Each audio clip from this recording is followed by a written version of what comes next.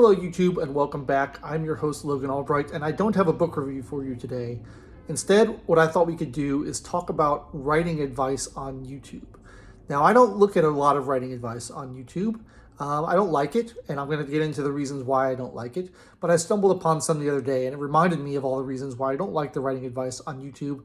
So I thought I would go into that and we can have a conversation about writing advice. Now, let me start off with a little bit of a disclaimer and an attempt to avoid hypocrisy. I do have some writing advice on this channel, but I think what I do is a little bit different than what I'm talking about, because the advice that I have on this channel is critiquing existing things that I have read and saying why they don't work for me. And I think that's sort of okay. I think the criticism is valuable, and it's nice to say why something was good or why something was bad or why things didn't work. And you can learn from things that are not that successful. I have no problem with that. And that's what I try to do when I do writing and tips on this channel. But a lot of other people out there have channels where they give more general writing advice, and it tends to be rules you have to follow, things you should always do, things you should never do, how you do certain things with your book. And as a writer myself, I find all this very annoying, and I find it all somewhat arrogant, because a lot of the writers on these channels, and I'm not going to name any names here, I don't want to single anyone out, but a lot of the writers on these channels are not like Stephen King. They're people who have had one novel published, or they're editors. I see a lot of channels from editors who have not had anything published because they're not writers, they're editors.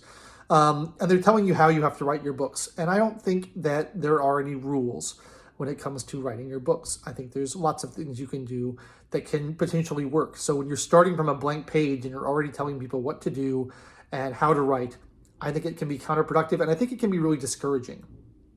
I personally find it very discouraging because invariably this writing advice comes in the form of, if you're going to be successful as a writer, you have to do X, or you must never do X. And sometimes I don't want to do X, or sometimes I like doing X, and sometimes I want to do things differently, or I don't like to write the way that these people are suggesting that I have to write. That's not the way I want to pursue things, and I don't want to be the same as other people who are getting published and being successful. I want to do my own thing. And I think it's very discouraging because you feel like, man, I have to do these things that all these other authors are doing if I want to succeed.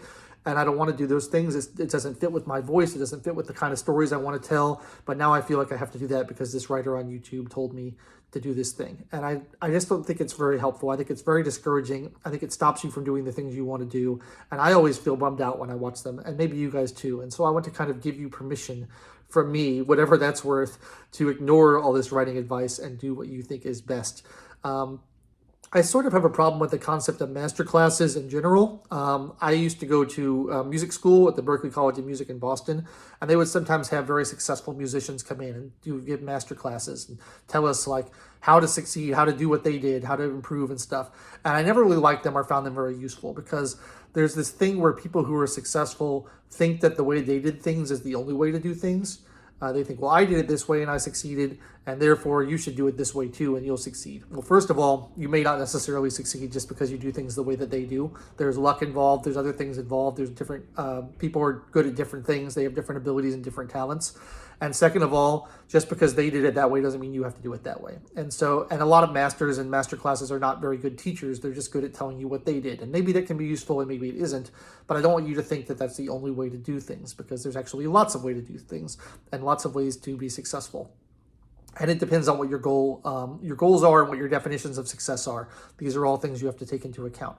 And so I wanted to talk about that a little bit. The specific video I saw that made me annoyed, and I've seen multiple videos that kind of talk about the same thing, is about having to hook your audience at the beginning of your book. They're like, you have to write something on the first page to get people invested, and make sure you have your opening line be dynamite, and make sure your first paragraph be exciting, because if they're not hooked in by the first page, they're going to put the book down and walk away, and you've lost them, and that's the only way to do it.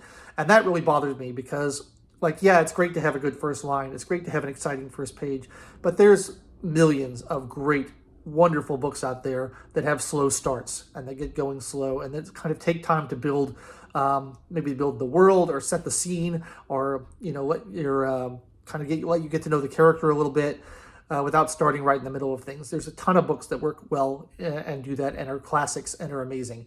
And if you're giving advice and there's a million great books that contradict that advice, maybe that's not good general advice for everybody. My favorite book I've talked about many times. I love The Lord of the Rings. It's my favorite book. And the first time I tried to read it when I was 10 years old, I couldn't get through it. I stopped at the first chapter because the first chapter is 50 pages about a birthday party. Now, it is a slow start, but it's my favorite book. And do I think now that having grown up and read it 7 or 8 times, do I think that The Lord of the Rings would be better if it started with a big fight scene and a lot of excitement rather than a birthday party? I absolutely don't think that. I think it's great the way it is. I love that it starts with a birthday party. I was a little too young to get through that part the first time I read it. But when I got to it the second time, I loved it and thought it was great. And so there's a million books I could name like that. I love Moby Dick. Moby Dick doesn't have a particularly exciting first chapter. I think it's an incredible novel. I love The Scarlet Letter and everything by Nathaniel Hawthorne, very slow. I love some Charles Dickens stuff, very slow. And then I saw one person was talking about this and they said, well, yeah, but The Lord of the Rings was written 60 years ago and people had a different expectation then and the audiences were different. And so you could get away with that, whereas you can't get away with it now. And that's another concept that I really disagree with, is I think, a good story is a good story. A good book is a good book.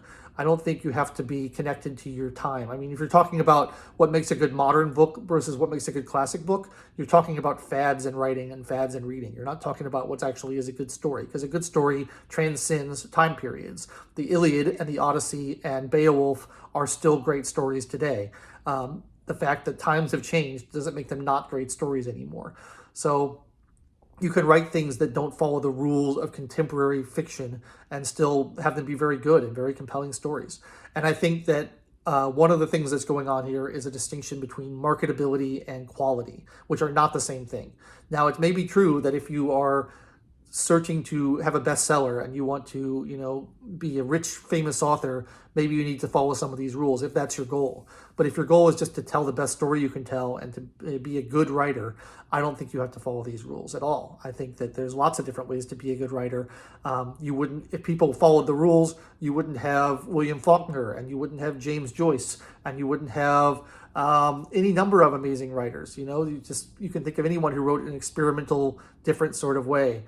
Someone brought up Neuromancer by William Gibson, the first cyberpunk novel. Again, not an exciting beginning in that novel, but it is it's just an amazing seminal piece of work that created the whole genre basically. So you should feel free to be experimental and to do what you want to do and what you think is good and not feel like you have to follow all these rules. And it just really gets under my skin when people who are not even all that accomplished themselves are saying, this is what you have to do. And they act like they're these experts and they know the end-all be-all about writing and what it should be. And I just don't think that's a very good way to present yourself. And I don't think it's a good way to try to teach other people, telling them what they can do and they can't do. Writing is it's an art, and there are no rules in art. You can do whatever you want. And there's ways to be more effective and there's ways to be less effective with your intentions, and you can talk about that. But just setting up these general rules for what you have to do and what you mustn't do, something that really I don't like at all. I think it's bad. And I give you license to ignore these things. And again, if you're trying to be commercial, then maybe you need to pay attention to them. And, I don't have much room to talk. I'm not a very successful writer. I am a writer myself. I've written a bunch of novels. I've written 3 non-fiction books that have been published, but none of my novels have been professionally published. I've self-published a few of them. So, take my words with a grain of salt. I'm not the most successful writer either. But I try to tell the stories that I want to tell, and I try to write the kind of books that I think are good and that I enjoy reading. And I don't try to chase the market and say, well, this is what's selling right now. This is what I have to write in order to get it published, in order to sell it. I don't think that's an honest or a good way to go about creating art. And I don't think that's what, if you inspire to be a writer, I don't think that's what you should be doing, unless you're purely mercenary ambitions just to make as much money as possible, in which case you probably should go into finance and learn how to do that rather than try to make money as a writer, because that's a lot harder to do. Presumably you're trying to be a writer because you like writing and that's what you want to do for a living. And that's what I want to do for a living too. But, I write for my day job as a nonfiction writer. I do a lot of writing for that. And I've had 3 nonfiction books published, and I've had a lot of novels not published, which hopefully we will be remedying in the near future. You never know. But my encouragement to you, my viewership, is to not get bummed out and bogged down with these armchair YouTube critics who say, the only way to write a book is to have a hook on the first line of page 1. And if you don't do that, your novel's bad and no one's going to read it. The only way to write a book is to emulate the Hunger Games and Twilight and all these other things.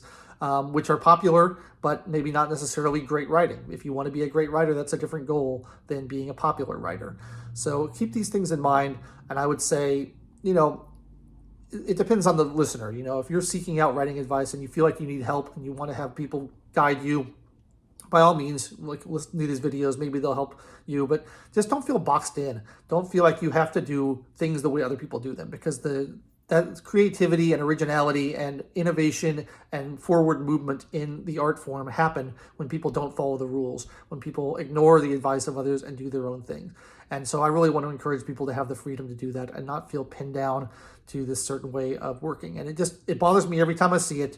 And I wanted to vent about it here a little bit, because I just think that that's the wrong way to go about it. There are no rules, and that's just one rule that I singled out, but there's all kinds of these videos that tell you how you have to write in order to be a writer, and I just don't like it.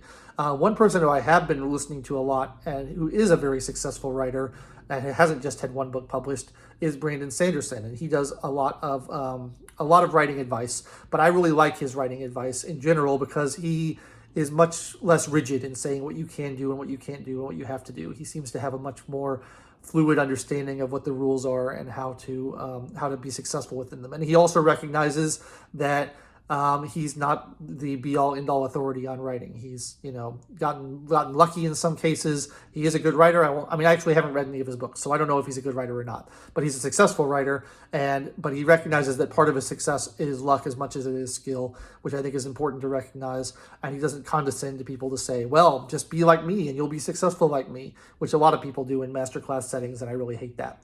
So that's my little rant for today. I'd love to know your thoughts in the comments below. If you've encountered these videos, if they bummed you out, if they've inspired you, what you think. If you think I'm being a hypocrite for saying don't listen to writing advice when I have in fact given writing advice on this channel, which I think again is a little bit different because I'm critiquing existing things. But I'd love to hear your thoughts in the comments below. Let's have a conversation about it. And if you enjoyed this, I will hope you will like the video and subscribe to the channel. I'll be back next week with another proper book review. So if you didn't like this and you want book reviews back, don't worry. I will be back with another one. You just have to wait a little bit longer.